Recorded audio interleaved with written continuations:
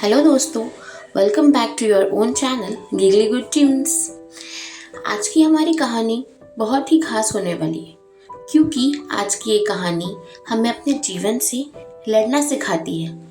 ये कहानी लिखी गई है एक बहुत ही एडवेंचरस और थ्रिलिंग अंदाज में। एक समय की बात है, एक कप्तान थे आरव वर्मा। आरव वर्मा एक बहुत ही अनुभव और एक्सपीरियंस्ड वाले पायलट थे। उनका दिल हर उड़ान के साथ धड़कता था, लेकिन एक दिन आसमान में आए एक तूफान ने उनकी जिंदगी बदल दी, जिसकी वजह से उन्हें एक इमरजेंसी लैंडिंग करनी पड़ी। इमरजेंसी लैंडिंग के दौरान आरव का हवाई जहाज एक घने जंगल के बीच गिर गया, जो किसी नक्शे में दर्ज ही नहीं था। जब आरव की आँख खुली तो उसने खुद को एक बहुत ही गहरे अनजाने जंगल के बीच में पाया। हर तरफ घने विकसित अजीब सी आवाज़ें और एक अजीब सा सन्नाटा था। उसका रेडियो खराब हो चुका था और कैंपस एक अनजान दिशा की तरफ घूम रहा था। बहुत घबरा गया, उसे कुछ समझ नहीं आ रहा था। आरव ने अपने जहाज का बचा कुचा सामान इकट्ठा किया, एक सर्वाइवल किट और एक पानी की बोतल और एक पुराना मैप जो सिर्फ एक समंदर तक जाता था। आरव को पता चल चुका था कि ये जंगल उसके लिए सर्वाइवल का सबसे बड़ा इम्तिहान बनने वाला है। उसने अपना मैप उठाया, अपना सामान उठाया और जंगल के रास्ते चल पड़ा। चलते हुए आरव को जंगल में अजीब सी चीज़ें नजर आईं। एक चट्टान पर बना हुआ पुराना चित्रकार, एक जलती हुई मशाल जो अपने आप ही बुझ गई, और एक छोटी सी बस्ती का अवशेष भी नजर आया। ये सब देखते हुए उसे लगा कि जंगल में पहले भी किसी इंसानी सभ्यता का घर रहा होगा, लेकिन अब वो खाली और खतरनाक लग रहा था। एक रात जब वो पेड़ के नीचे आराम कर रहा था, तब एक अजीब सी आवाज़ ने उसका पीछा किया। वो आवाज़ एक कान काटने वाले जानवर की थी, जो किसी इंसान का पीछा कर रही थी। आरव ने अपने सर्वाइवल किट से एक छोटा सा छुरी निकाला और अपने आप को बचा लिया, लेकिन इस जंगल ने उसे हिम्मत और सर्वाइवल का हर कदम पर इम्तिहान लिया। वो हिम्मत करके जैसे तैसे अपने सफ़र पर आगे बढ़ता रहा और सोच रहा था कि क्या इस जंगल में सिर्फ मैं ही एक इंसान हूँ या कोई और भी है।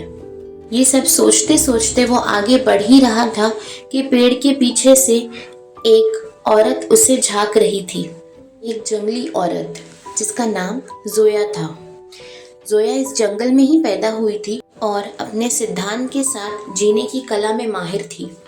जोया के माध्यम से आरव ने सीखा कि जंगल में कैसे जिया जा सकता है। जोया ने उसे बताया कि कौन से नदियों से पानी पीना है, कौन से फल खाने हैं, कौन से जानवर खाना है, कब क्या करना है। ये सब जोया ने उसे सिखाया था। धीरे धीरे दोनों की बहुत अच्छी दोस्ती हो गई। अब दोनों मिलकर जंगल के राजों को सुलझाने लगे। एक दिन उन्होंने एक गुप्त सुरंग ढूंढी, जो शायद उन्हें जंगल से बाहर का रास्ता दिखा सकती थी, लेकिन वो सुरंग एक पुराने शार्क और खंडर के पीछे थी।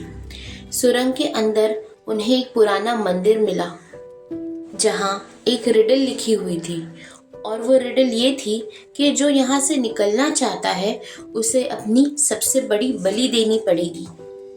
अब आरव और जोया के पास सिर्फ एक ही जरिया था कि वो अपना पुराना यंत्र चलाएं और जंगल को नष्ट कर दें, या वो अपने रिश्तों की बलि देकर जंगल का ही हिस्सा बन जाएं।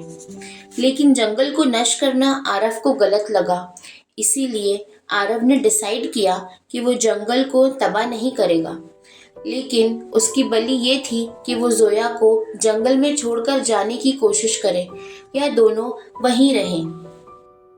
आरव और जोया रिडल को समझकर सुलझाने की कोशिश करते रहे। जोया ने आरव से कहा, ये जंगल मेरा घर है, मुझे इस जगह से लगाव है और यही मेरी दुनिया है। अगर तुम वापस जाना चाहते हो तो तुम्हें अपनी बलि देनी होगी, ये रिडल सुलझानी होगी। आरव के दिल में एक उलझन थी। एक तरफ उसका घर था, उसकी दुनिया थी, जहां वापस जाना उसका मकसद था। दूसरी तरफ जोया थी, उसकी मददगार और अब एक अच्छी दोस्त भी, जो उसे जंगल में जीने का अर्थ समझा रही थी। आरव ने रिडल को समझा और जोया से कहा, मैं घर लौटना चाहता हूँ, लेकिन अगर इससे तुम्हारा घर खतरे में आएगा तो मैं इस इच्छा को त्याग दूंगा। ये कहते ही जंगल के अंदर एक रोशनी चमकी और रिडल सुलझ गई। सुरंग के रास्ते खुलने लगे जिसमें से दोनों गुजर सकते थे। लेकिन जोया ने आरव से कहा, तुम जाओ, ये तुम्हारा सफर है। जंगल मुझे बुला रहा है और ये जंगल ही मेरा घर है। आरव की आंख में आंसू थे, लेकिन उसने जोया का फैसला सुना और समझा और जोया का शुक्रिया अदा किया। आरव सुरंग के रास्ते से बाहर निकल गया और एक घास के मैदान में पहुंच गया, जहां एक रेस्क्यू टीम उसका इंतजार कर रही थी।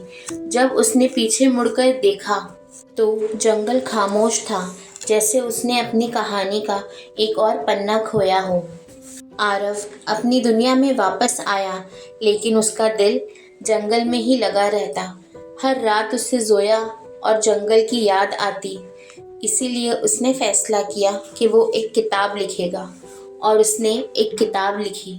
उस किताब का नाम था द फॉरगॉटन जंगल, जो एक बेस्ट सेलर बन गई। लेकिन उसका असली मकसद सिर्फ एक था कि दुनिया को जोया और जंगल की कहानी सुनाना। उसने किताब के माध्यम से सारी दुनिया को जोया और जंगल के बारे में बताया। जोया के लिए जंगल अब और भी शांत हो गया था, जैसे उसने एक नया दोस्त खोया हो और उसकी जिंदगी में सन्नाटा आ गया। दोनों अलग दुनिया में थे, लेकिन एक ही कहानी का हिस्सा बन गए। ये कहानी सैक्रिफाइस, दोस्ती और इंसानी जज्बे की एक मिसाल बन गई। So that's all for today.